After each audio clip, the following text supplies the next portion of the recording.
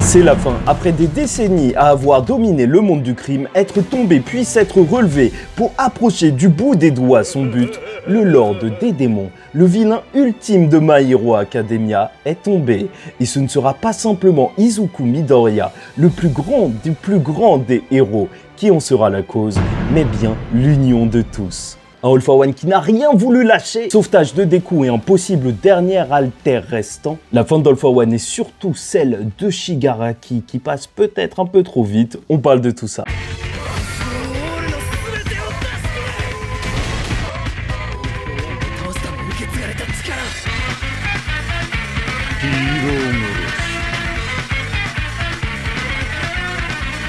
Mesdames et messieurs, ici Chage et on se retrouve aujourd'hui pour la review du chapitre 423 de My Hero Academia. One for All vs All for One, c'est la fin, la grande conclusion. Et les prochains chapitres annoncent du lourd car c'est l'occasion de conclure les intrigues pour Horikoshi qui va nous réserver sûrement beaucoup d'émotions. Mais là, on part sur ce dernier chapitre d'action sûrement du manga. Et c'est pour ça, n'hésite pas à liker ou disliker la vidéo, commenter, donner ton avis en commentaire et t'abonner si tu n'es pas encore abonné car on continuera de parler de My Hero Academia bien après, on fera des grosses vidéos, analyses et compagnie. Mais commençons tout de suite par All for One qui a perdu mais qui résiste.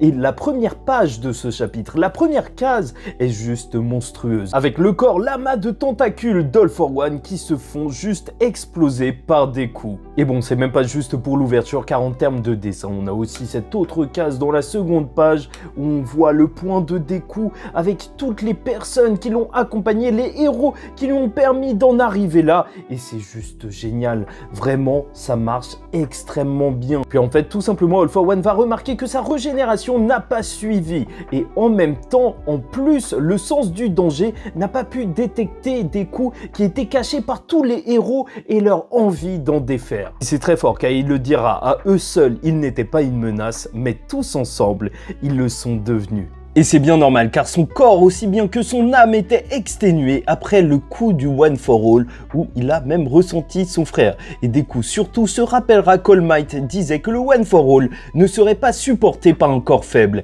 Et là, 9 utilisateurs qui ont cultivé sa puissance sont tous arrivés chez All for One qui commence donc à disparaître. Mais le mec ne veut rien lâcher, il n'arrête pas! Il va reformer son corps en utilisant plusieurs haltères, oui, il est flippant, il résiste à moitié mort de cette manière et Horikoshi arrive bien à le retranscrire. Il n'a pas encore atteint son but de domination du monde et ne peut donc pas encore mourir car c'est le seul Lord des démons. Pas de transmission, pas de succession, il veut être là. Et c'est toujours aussi intéressant d'avoir cette distinction entre le One for All et le All for One. Il veut utiliser cet alter, donc le All for One, pour être transmis à une personne, comme bien sûr le One for All, mais là pour transmettre sa conscience. C'est pas du tout dans une volonté d'héritage. C'est bien ça qui fait la distinction entre les deux. Il veut juste se servir de son alter pour voler un corps, que ce soit Deku ou un autre héros. Bon, c'est quand même beau de voir qu'Izuku Midoriya, le sans alter, celui qui a reçu le One for All au tout début, sera à la fin celui qui ne doit pas recevoir le All for One. La boucle est bouclée, Horikoshi est bon. Mais franchement, entre nous, à ce moment précis, je me suis mis à rêver d'un what if si Deku avait vraiment reçu le All for One. Vraiment, Horikoshi pourrait te faire des mini mangas comme ça marcherait super bien. Et vu qu'il aime bien les comics, il faut s'en inspirer. Et alors que Deku s'approchait et qu'il était sur le point de se faire toucher, Kurogiri va bouger. Et justement, parlons-en. Le grand sauvetage du plus grand des héros Deku. Puisque c'est fort quand même, c'est le moment de rendre l'appareil. Un Deku qui, lors du chapitre précédent, était protégé par tout le monde pour qu'il assène le coup final. Et cette fois, ce sera le Deku qui sera sauvé par tout le monde. Étant donné qu'en s'élançant là, rien ne le protège d'All for One, Shirakumo va alors réagir, parler à ses amis, son trio du lycée et dire à Shuta et Yamada qu'il est désolé, mais il doit y aller. Il doit protéger Tomura Shigaraki. Et lavage de cerveau ou non, il y a quand même ce côté, il veut juste sauver un gamin. Cette véritable envie profonde, cette volonté de héros. Et il va arriver entre Deku et All for One via un portail, car comme Présente Mike le dira, Shirakumo a toujours été aider ceux qui en avaient le plus besoin. Et il pleurera alors que son ami disparaît, en demandant juste une chose à All for One, de rendre Shigaraki, car ses amis l'attendent. Je vous avoue même que ce mini passage, il est plutôt étrange, vu que dans le même chapitre, bah, t'as la mort de Shigaraki, ou pas. Mais alors qu'il disparaît, c'est Bakugo qui va arriver de nulle part pour sauver Deku à son tour et le projeter avec une explosion. Il a volé jusqu'ici avec son alter, même s'il était à l'hôpital, et il expliquera que c'est Shoto qui lui a fait une petite rampe de glace. La boucle est bouclée. Shoto, le héros des 3 rampes. C'est fou de se dire que parmi ces grands moments, c'est juste construire des rampes. T'as mal choisi ton métier, mec. Non, mais en réalité, c'est vrai que c'est plutôt fort de voir un Shoto qui était destiné à autre chose, à faire donc des explosions de feu, de glace sur les personnes, et qui aura surtout brillé même en tant que soutien. Même s'il a eu ses grands combats, c'est plutôt beau. Il est devenu le grand héros qu'il pensait être, même si c'était pas comme ça que voyait Endeavor la chose il y a bien longtemps. En tout cas, c'est quand même un grand moment pour le personnage de Bakugo, puisqu'il dira à Deku de faire attention, sinon il le dépassera. Et ça, c'est un aveu en réalité, un aveu que Bakugo est deuxième. Et ça, c'est super beau quand on y pense, d'avoir une preuve d'humilité de sa part. Je te dis pas que c'est niveau Vegeta qui fait son petit discours, mais c'est quand même un petit peu ça. On est sur le même mode opératoire, le personnage fier et orgueilleux qui avoue qu'il est le deuxième. Et franchement, quel plaisir de les retrouver une dernière fois dans un combat final, eux deux sur une même case. Mais en vrai, si Midoriya il a plus d'alter, ça veut dire que ça fait de lui automatiquement le numéro 1. Est-ce qu'on va avoir un arc de dépression à la Endeavor qui devient numéro 1 malgré lui? Incroyable. Izuku Midoriya le dira, il ne peut pas pardonner All for One, même si au fond il sait que c'est juste un homme très seul. Et franchement, heureusement, merci que tu le sauves pas, parce que ça aurait fait quand même un petit peu gros. Sauf que là où ça marche, c'est de mettre All for One face à ses contradictions, qui est en réalité juste un homme et pas peut-être réellement le Lord des démons. Et ça le déchire. Tout ça en plus avec un coup final qui va arriver et justement terminons. Car ils sont tous sur All for One, la dernière destruction de Shigaraki, et est-il vraiment mort? Est-ce que c'est la fin? Aucun alter pour Deku ou théorie? Gambaro. Gambaro na.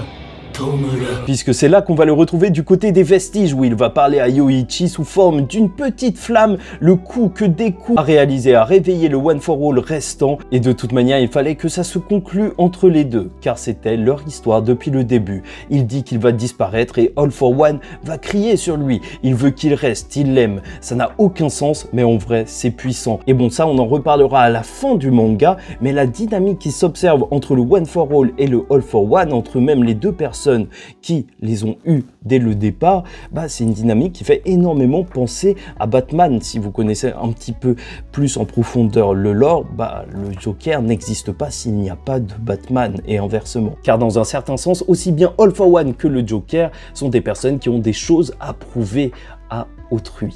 Mais bref, encore une fois, ça on en reparlera, et il n'aura pas réussi à garder son frère dans la bonne direction. Et pour Yoichi, de toute manière, le temps est venu de payer pour ses crimes. Tout ça se faisant assez simplement puisqu'il n'aura pas seulement réveillé Yoichi, mais les autres vestiges. Et on aura plein de gens, bien sûr, qui vont se retrouver pour entourer All for One afin qu'il paye. Et là, t'as des brides de tous les utilisateurs et Shigaraki qui sortent de l'ombre dans une page juste magnifique où on va retrouver un Deku et un Shigaraki qui vont puncher le All for One tous ensemble, et c'est juste graphiquement excellent. Ce contraste marche hyper bien, le mal, le bien, peut-être tous unis pour défoncer All for One. Les dessins des points qui s'entrechoquent alors qu'ils vont prendre le temps de parler, je trouve ça juste magnifique. Voilà, encore une fois, c'est les détails d'Horikoshi sur les mains qui font toute la différence. Oui, ça va manquer. On aura le droit à une petite dernière conversation entre Deku et Shigaraki qui expliquera que Nana Shimura a sauvé sa conscience et donc il n'a pas été entièrement détruit par All for One. Ça a beau être un petit détail, mais là, sans rancœur, sans animosité, sans ironie, il l'appelle grand-mère et je trouve ça plutôt beau. C'est dans ces détails qu'on voit la différence et qu'on voit à quel point Horikoshi il aime ses personnages. C'est pour ça que face à Star and Stripes, donc le Shigaraki qui parlait de Mon-chan, bah ça faisait toute la différence parce qu'il parlait pas de n'importe quel chien sur lequel donc l'alter pouvait être utilisé en termes d'exemple. Non, il parlait de son propre chien, et dans l'anime, je sais pas, sur Crunchyroll, ils ont traduit juste mon chien alors qu'on l'entend dire Mon-chan. Enfin, je sais pas, c'est nul. c'est nul. Parfois, les mots des auteurs, ils sont extrêmement importants et ils sont réfléchis. En même temps, c'est leur histoire, donc c'est dommage de les perdre. Avant de partir, on l'entendra juste dire à Kurogiri qu'il n'aura pas réussi à tout détruire. Et en même temps, c'est normal de lui adresser quelques mots, même s'il n'est plus là, étant donné que c'est lui qui s'occupait de Shigaraki avant de disparaître. Et c'est surtout l'occasion d'une dernière parole. Shigaraki qui dit que même s'il a récupéré son corps un bref moment, il n'aura pas eu l'occasion de réaliser sa destruction. Et Midoriya avait peut-être raison au fond.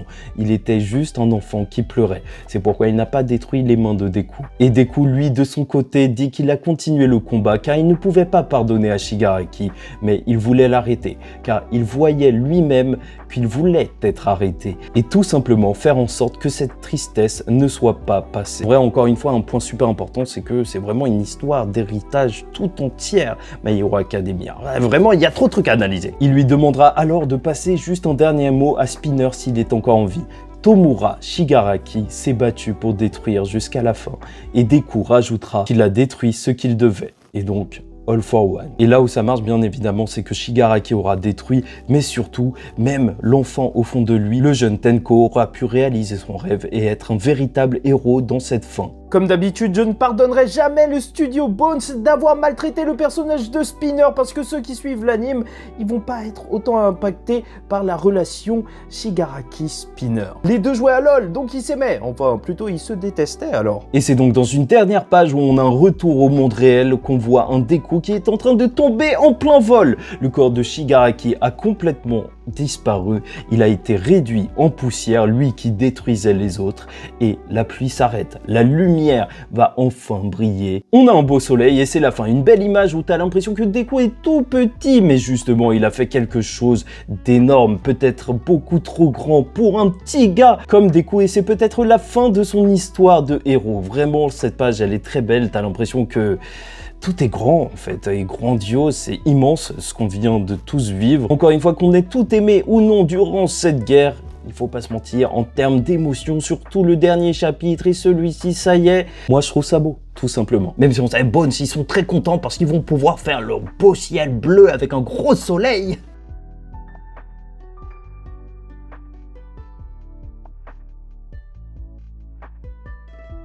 Après, bien évidemment, on a encore des questions qui se posent. Ochako va-t-elle rattraper Deku comme dans le fameux artwork qu'il y a eu pendant une exhibition?